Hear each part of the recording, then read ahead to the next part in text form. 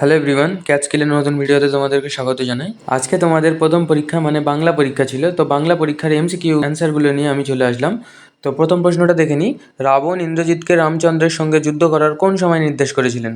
তো প্রথম উত্তরটি হবে প্রভাতে। তো কারা কারা ঠিক করেছেন কমেন্টে জানাতে ভুলবেন না। তো দ্বিতীয় প্রশ্নটা দেখে নিই, বিখ্যাত লেখক শৈলজানন্দের ফাউন্টেন পেনের সংগ্রহ ছিল, এর অ্যান্সারটি হবে 2 ডজন। তো চলো 3 নম্বর প্রশ্নটা দেখে নিই, প্রাচীন সুমেরিয়ান বা ফিনিসিয়ানদের লেখনী কী ছিল?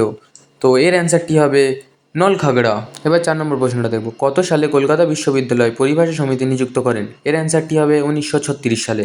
চলো 5 নম্বর কোশ্চেনটা দেখে নিই, বাক্যের অর্থবোধের জন্য পরস্পরের সঙ্গে সম্বন্ধযুক্ত পদগুলি যখন ঠিকঠাক বসে তাকে বলে আসক্তি। তো 6 নম্বর কোশ্চেনটা দেখে নিই, আবার তোরা মানুষ হ বাক্যটি অনুজ্ঞাসূচক বাক্য।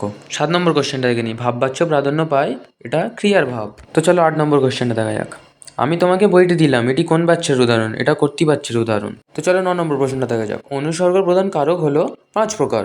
তো চলো 10 নম্বর প্রশ্নটা দেখি, বুলবুলিতে ধান খেয়েছে, বুলবুলির সঙ্গে তে যুক্ত হয়ে কি কারক হয়েছে? কর্তৃকারক। কোন সমাসে উভয় পদের অর্থ অক্ষুণ্ণ থাকে? দ্বন্দ্ব সমাসে। 12 নম্বর প্রশ্নটি দেখে নিই, যে সমাসে পূর্বপদে উপমেয় ও পরপদে উপমান এবং সাধারণ ধর্মটি উচ্চ থাকে তাকে বলে উপমিত কর্মধারয়। চলো 13 নম্বর প্রশ্নটি দেখে নিই, তবু লিখছে, লুকিয়ে লিখছে, এভাবে লেখার কারণ কি? এর অ্যান্সার হচ্ছে যেন নেশাই পেয়েছে। তো পরের প্রশ্নটা দেখে নিই, নদের ছাঁদের বয়স হলো, অ্যান্সার হবে 30 বছর। তো 15 নম্বর প্রশ্নটি দেখে নিই, গিরিশ মহাপাত্রের জামার রং হলো রামধনু রং। চলো 16 নম্বর প্রশ্নটি দেখে নিই, আফ্রিকা কবিতায় আদিম যুগ ছিল, অ্যান্সার হবে উদ্ভ্রান্ত। 17 নম্বর কোশ্চেনটি দেখে নিই, বহু যন্ত্রের চিকিৎসিতে পঞ্চকন্যা পাইলা চেতন, কতক্ষণ চিকিৎসা করা হয়েছিল?